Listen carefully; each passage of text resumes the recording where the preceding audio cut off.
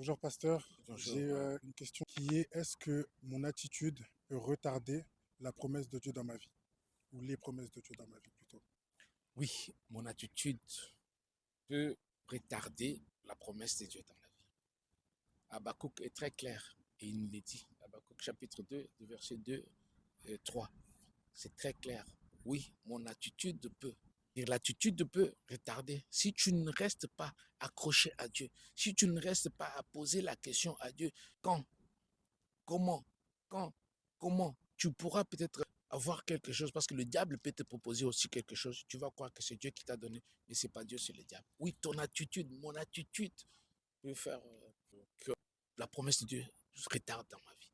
L'attitude peut même faire manquer la royauté. L'attitude peut me faire même manquer toute mon attitude peut me faire manquer. J'ai une autre question par rapport du coup à ce que tu viens de dire. Ouais. Quelle attitude justement on doit adopter pour pouvoir euh, recevoir les promesses que le Seigneur a pour nos vies? L'attitude que je dois avoir pour que les promesses de Dieu arrivent dans ma vie, c'est l'obéissance. Être en communion avec Dieu. Être en communion permanente avec Dieu. Il y a l'obéissance, il y a la patience, la fidélité à la parole de Dieu. Il y a des personnes qui disent ah, moi je suis fidèle, moi je suis fidèle. Personne n'est fidèle. Il n'y a que Dieu qui est fidèle. Et pour être fidèle, il faut que tu sois d'abord fidèle à Dieu et tu peux être fidèle à un homme. Voilà.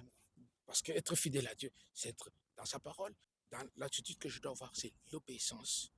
Et surtout, la communion avec Dieu. Et la communion avec Dieu, c'est la prière, la lecture de la parole de Dieu et la méditation de la parole de Dieu.